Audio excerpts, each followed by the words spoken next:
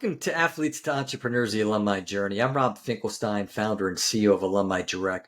We've created a platform to help athletes and other alumni network and connect with each other and tap into various resources into health and career services and finance. But more importantly, this show is all about athletes transition out of sport. It's such a major issue today between mental health and financial literacy, and we're looking to impact athletes. So we interview former college and professional athletes, and we talk about their transition out of sport, ultimately to successful business leadership and entrepreneurship. So excited today to have Paul Perkins. How you doing, Paul?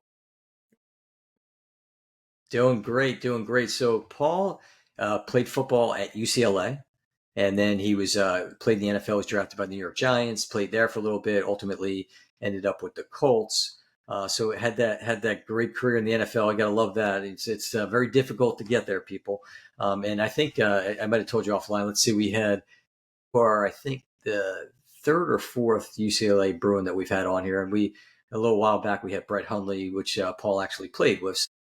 Now we're going to see if you can outdo Brett's podcast. That's the key. There's your challenge. He handed the ball off to you, but come on, I think it'd be a better podcast. Yeah, he was actually great, everybody. So he's you amazing. tune back to that episode. So Paul, talk about playing sports growing up. How did that shape you leading up into college? Yeah, I mean, just so much of the things I've carried into the business world is learned from my younger years in sports, just determination, hard work. You're going to get what you put in. And I think those are some big things: resiliency, teamwork, obviously. The company that I'm starting with my brother, there's no way that we could do this if there was no teamwork, because there are times where, sometimes we don't see eye to eye, but we do know that there's a bigger goal that's ahead of us. It's our Super Bowl. And the only way we're going to get there is if teamwork. So that's kind of how it is: resiliency, determination, memorization. That's kind of really helped me out as well. Yeah, I can imagine. I mean, it's you have that playbook to life, right? That starts out when you're young. So, did you play multiple sports growing Oh up? yeah. Oh yeah. So my household is very athletic. My mom was a gymnast. My dad was a multi-sport athlete. So we kind of grew up in the same way. Brother was a multi-sport athlete. So football, basketball, track. My brother dabbled in baseball for a little bit, but those are the main three. Now, did you dream about being a professional athlete as a kid? Oh yeah. Yeah. It was something that we wrote about and drew anytime we got the chance or any some free paper. We drew like our vision, our dream. I remember drawing myself I would never say this now, but as a New England Patriot when I was in fifth grade. I was like, I'm gonna be a New England Patriot. And I remember all the kids in the class like kind of laughed and kind of joked, but I was like, no, this is gonna happen. Luckily, it wasn't a New England Patriot; it was the New York Giants. But the dream came true. So as a Giant fan, I'm happy you ended up with the Giants. Yeah, So, and I always joke about it. I say, I wish I was a Major League Baseball player. Unfortunately, the talent wasn't there. So now I do podcasts and I'm an yeah. entrepreneur. So I was I ran cross country and track in high school. When you went to UCLA, and this is a big question I always ask, was there education, and not just like a one day thing, but was there education ultimately about athletes transition out of sport, like whether it was a workshop or like a mandatory class that you had to take? Yeah, there was no mandatory class. Everything was voluntary when I was coming up, and I prefer it is mandatory or voluntary, only because you're going to be able to gauge the interest of the kids that are there. But for us, we had a lot of things that were available to us. I think UCLA, as well as the football team, did a great job just kind of making sure that the guys were able to transition, and they brought some guys back that were experienced in the workforce and came back and kind of talked to us. But at the end of the day, it's only going to go as far as you want it to. So I wish I had put some more effort into exploring some options while I was in college, but I wouldn't change it for the world now. Yeah, and I hear that a lot. I remember I was talking to one guy on the podcast. He's like, "Man, Rob, I wish there would have been like a 6 week workshop or some type of class that Yeah. he would have taken." It's kind of like if was it was say if you knew then what you know now, kind of a thing. And Oh I think yeah. yeah, it's hard, and I think that more schools should concentrate on, especially when you look at even from an alumni perspective, is that you've got someone like yourself that was fortunate to play the NFL, and then you get Hmm. done. It'd be nice if you can tap back into your alma mater, and we've talked about too from a recruiting perspective. I think that imagine if you're a high school, parent of a high school athlete, and you're looking like 4 or 5 schools, and you know that this one school is not only going to care about your college athlete, but also when they're done to tap into programs to help them. But how hard is it? Think like how hard is it today? I mean, it's easier when I was playing and when the guys previous before me. But imagine today, like these kids are getting thousands of dollars, millions of Yeah. dollars. So to pitch them on like an alumni network or Life After Football when they're getting a massive amounts of money right now, it's kind of tough. But guys should take advantage of it. I know I have a friend who his brother went to Ohio State, and he was telling me about the transition period and the schools the class that they were taking. And they really helped out a lot for my friend brother. No, that's great. And I think is because you hear just, a lot of sad stories too about the transition of sport. And that's where I think, some of this comes into play. But hopefully they'll start doing more of it. So let's talk about networking, connecting, and especially talk about the importance of doing it while you're still playing. Yeah, I will say that my dad always told me that your lifelong friends are going to be the people that you meet in college. And that's held up true for me multiple times, numerous times. But I will say that the connections that I made in the NFL have been able to take me into rooms that I don't think my college friends could have got me into. My college friends, there's a vast network and they've helped me tremendously as well. But having the NFL shield behind you and backing you into these rooms helps out tremendously. So anytime that you have a chance to at least just talk to someone, it doesn't have to be on a what do you do type level. It can just be, I like your energy. You seem like a good guy. We can just talk on just a friend level. And then if it takes another step beyond that, then so be it. But networking is a weird word for me sometimes, but I understand the principle of it. Yeah, and I tell people too. I mean, think about like when you were young. So you're growing up, and like you said, from a college and beyond. But even when you're in high school or younger, you've got your friends, you've got their parents, you've got coaches. I mean, there's a lot of people, and sometimes it might take 5, 10 years to rekindle a relationship. I mean, there's people. I met a guy today that I didn't know him in high school. He's older than me, but 40, 50 years later, it's a long time. But just relating back to that neighborhood and the things going on in the area. I think too is just kind of having that pay it forward mentality of like, okay, I always look at networking like, how can I help? And then, hopefully that's something that I think people appreciate because then like, okay, well, it's not, just coming back. And I guess the other thing too, and maybe asking this question is, you know, as a professional athlete, is there like hesitancy at all, or maybe while you're playing or maybe afterwards of just networking, connecting, just wondering, what people are thinking? Oh yeah. I mean, you have to think about like these kid. Well, I was a kid. These rookies are 20, 21, 19, 22, up in that very young age in their 20s, early 19s, or late teens. And you hear all these bad stories, these horror stories, not only from the team, but your family, and then that you see on the news and things such. So you're very careful on who you surround yourself with.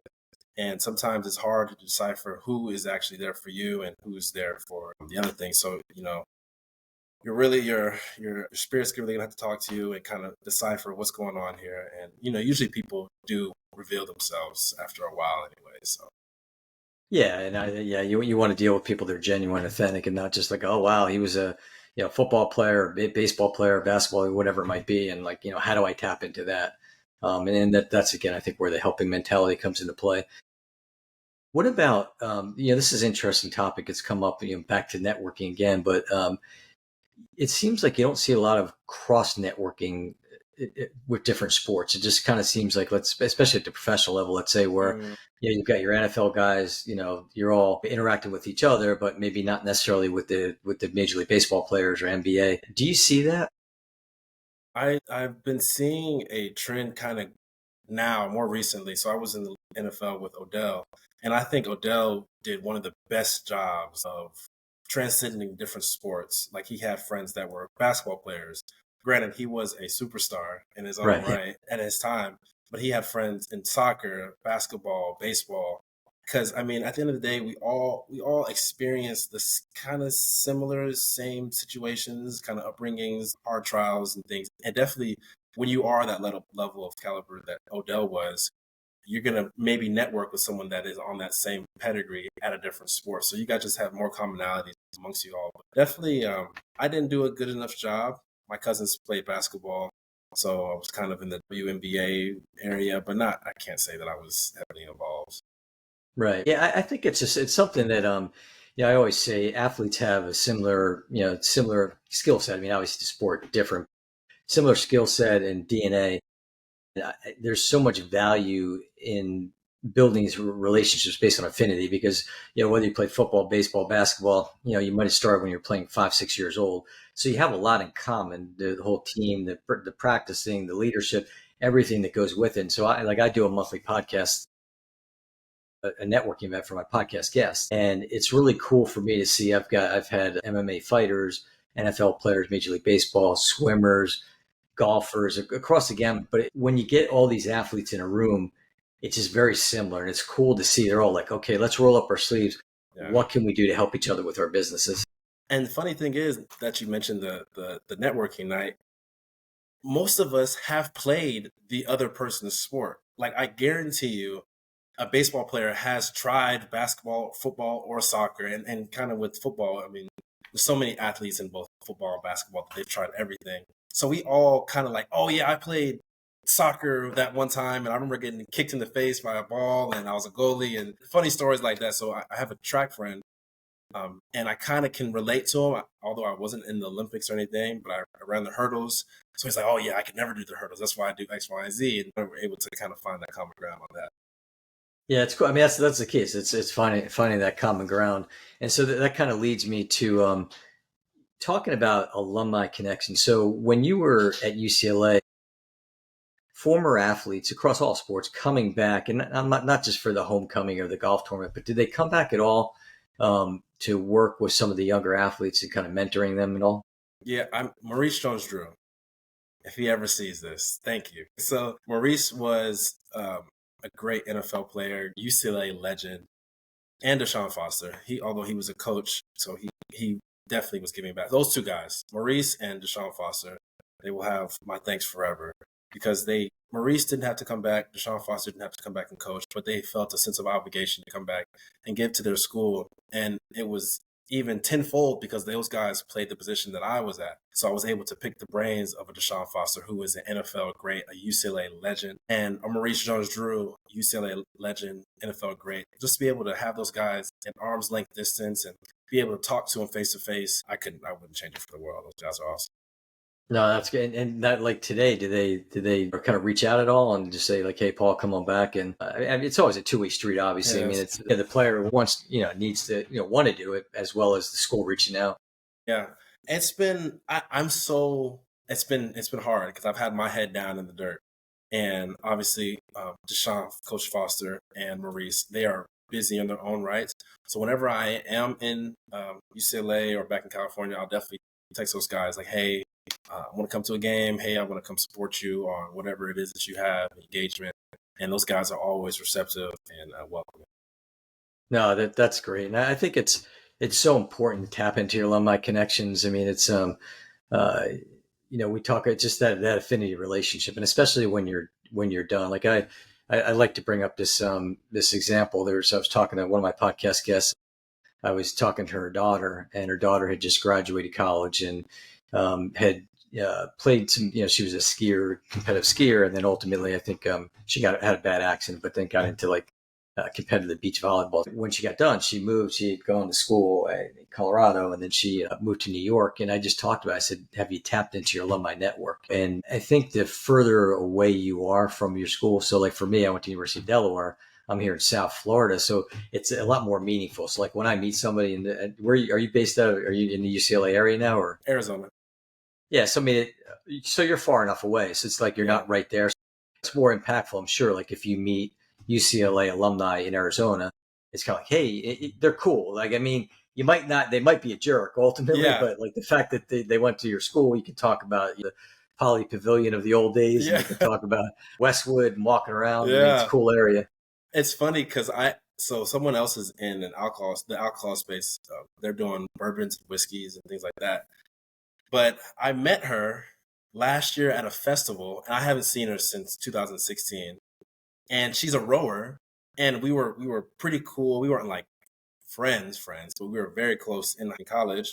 And then X amount of years later, I see her at this festival doing the same thing that I'm doing. And I was like, oh my goodness, like come here. Like gave her a big hug. We exchanged numbers, kind of keep ourselves updated with each other. But just to know like, hey, like I know you, but I don't really know you. And we were in school at the same time. And so there's a sense of familiarity with them.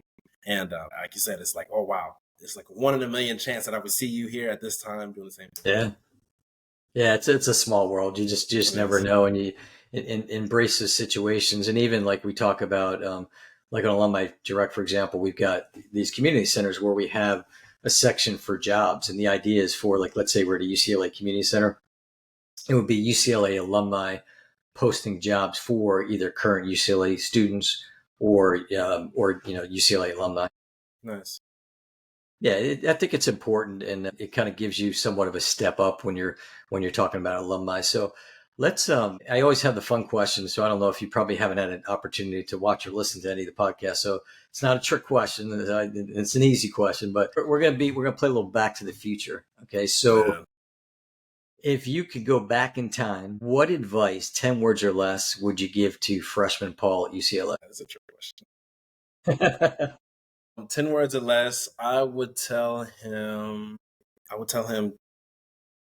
to explore options. I would tell him, okay, yes, I would tell him to explore the passion that you had outside of football. Because I say this, because my freshman year, I took an acting class, did not take it serious at all. At all. And then now, fast forward X amount of years later, I'm acting now. I'm doing like plays and I'm doing commercials and doing different shorts and stuff. And I wish I had that, like I had at least pursued the acting passion that I had in college so I can kind of do those football and acting in tandem, opposed to leaving it behind and then coming back to it. But explore that passion that you had that's outside of football, because you never know what's going to take you. That's great. So for all you managers out there and producers and directors, Paul's ready for it. He's ready for that feature film, To be or not to be. There you go. There you go. Now we're going to fast forward to senior at UCLA, Paul. What advice would you give to him?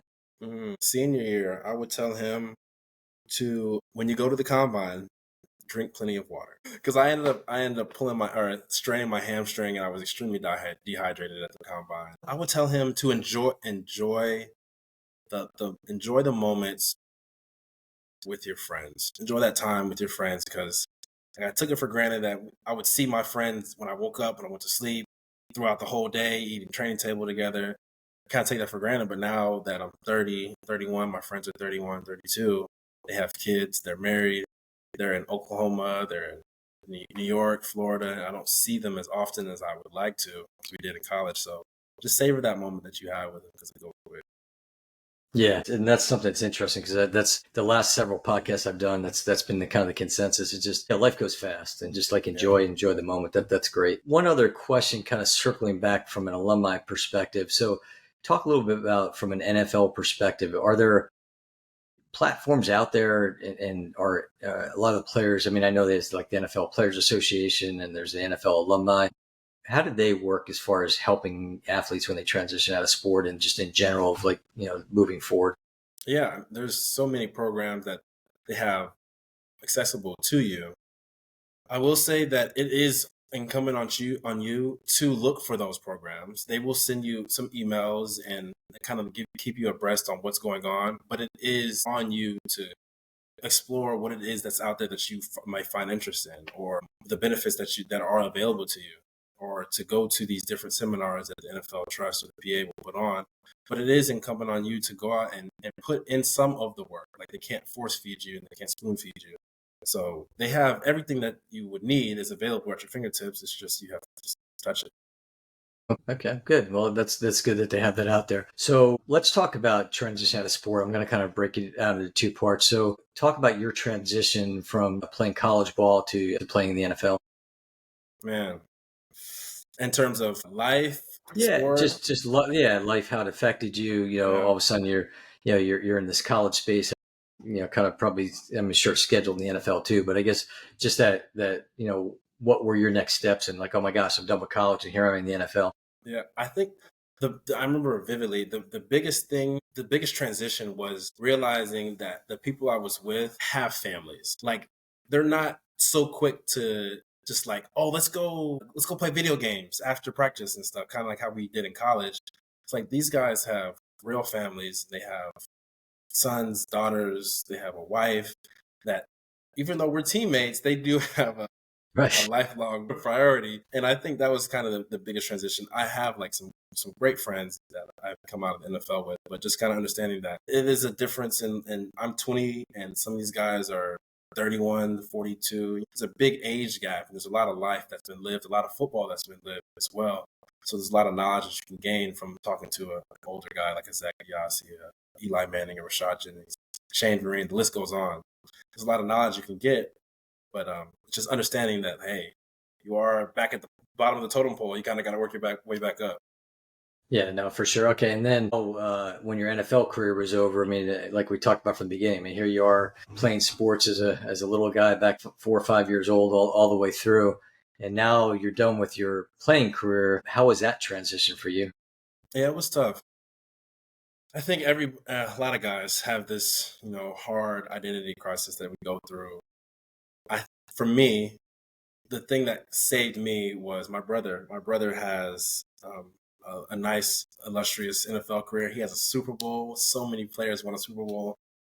He played for the Los Angeles Rams. He went undrafted, unfortunately, but he was able to play a couple games for the Los Angeles Rams. But when I was ending my career, my brother was just starting his career. So right when I finished my career, my brother was in, I think it was the prime of the Rams, the Super Bowl winning season. It was very hard for me to be mad and be sad about the things I was going through, and then going to Los Angeles to watch my brother play at the SoFi Stadium. It was conflicting. It wasn't conducive to my spirit. So I was like, I got to choose. It's either myself or I choose happiness for my brother, and I just chose my brother, and that's the thing that kind of led me out. And then he ended up winning the Super Bowl, and I remember I was so happy, and I was like, man, I feel like I played. Yeah. After that Super Bowl, and after I got to be on the field and be filled with him and kind of see the confetti, I was like, "What? Life is so much bigger than just like the things I'm going through. I gotta be, I gotta be there for my brother. I gotta support him wherever he's doing too." So yeah, That's kind of cool. I mean, you think about it, I'm sure there's probably quite a few brothers that have played in the NFL. I mean, yeah, obviously the ones that just pop into mind because you're talking about seeing them on the field. I mean, I think about like the Kelseys and yeah, that whole thing with the Super Bowl and supporting each other. So that's kind of yeah, cool to be able to do that. yeah. It's tough. I would say for my brother and I, it's those guys like the Kelseys, the Mannings, the Barbers, the McCourtys. Like they had very solid careers, double-digit careers. From myself and for my brother, we didn't. I got 5, my brother got 3 years, and none of the goal. Well, some of the goals we had for ourselves, we didn't necessarily achieve. So it was a little harder because it felt like football was taken away. It was kind of cut short. So our transition, it didn't leave a bitter taste in our mouth, but we had food left on the table, which it's tough, but like I said, like we have to move on. We have to be there for our family, be there for our friends, and be there for a support system for other people that's playing as well. Yeah, I mean, I think that's the hardest thing. You hit it on the head with just the identity crisis. I mean, you were Paul the football player. I was Rob the runner. Could have been Susie the swimmer. I mean, you Yeah, identify as a sport and you're a real person and you got another, 30, 40, 50 years, hopefully more of life, depending on when you finish up. So what advice would you give to athletes as they transition out of sport, whether it's out of college or professional? I would just do everything any passion that you have, any interests. Like if you want to play the harmonica, go get a harmonica and just start playing.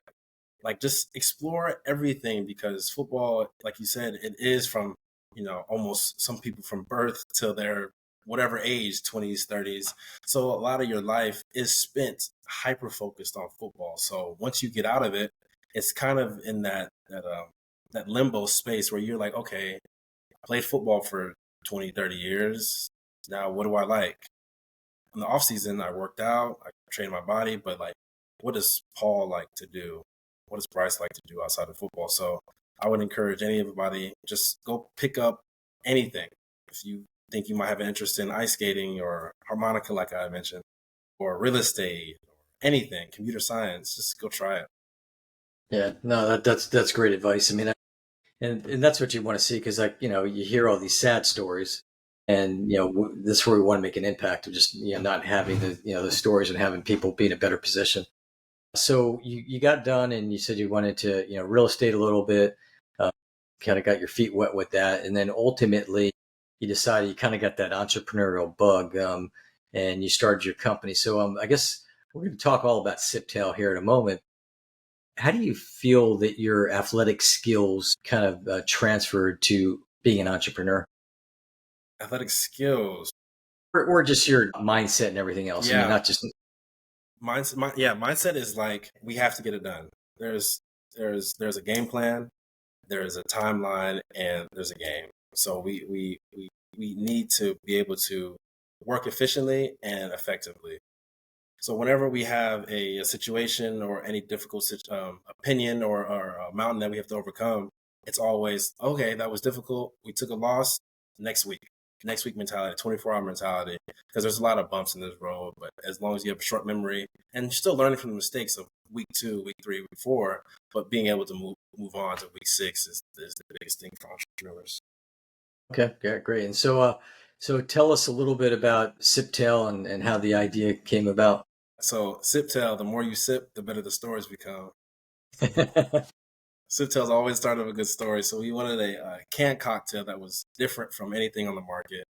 We didn't see anything on the shelves, like owners wise or the drink wise. We didn't see anybody that represented what we like to drink. So we came up with 2 flavors that we felt that were unique and creative in the space, alcohol space. And the cool thing about our brand is there's no carbonation in it, unlike, so many carbonated drinks that are on the market right now. We wanted to kind of hit it from a different angle, and now we are in about 40 different stores across the valley in Arizona, Total Wines and a couple of chain bars, and then local independent liquor stores outside of that. Being able to go to the liquor stores and see that the product is moving by itself is, better than any touchdown I could have scored. I'm joking. But it's a great feeling just to see that all the hard work that you're putting in you're getting some type of kickback. Yeah, no, that's great. How many different flavors do you have? Just 2 right now, and then we're coming out with a 3rd one. It's going to be, actually, I'm going to keep it a secret for you guys. You have to stay tuned. All right. Yeah. You got to make sure you're out there in the store. Keep chatting. So what are the 2 that you have now? We have a strawberry margarita and a lemon sidecar, but they're going to be a vodka flavor, vodka as the base for both the strawberry margarita and the lemon sidecar. But we have a nice, interesting twist that we go. All right, that's cool. And how does, with 2 brothers that played in the NFL, does it do you see that helping you at all as you're kind of promoting the brand to getting into some of these different stores? Yeah, definitely. As you were speaking, I understand now the way that my brother and I think is totally different. So my brother played quarterback, I played running back.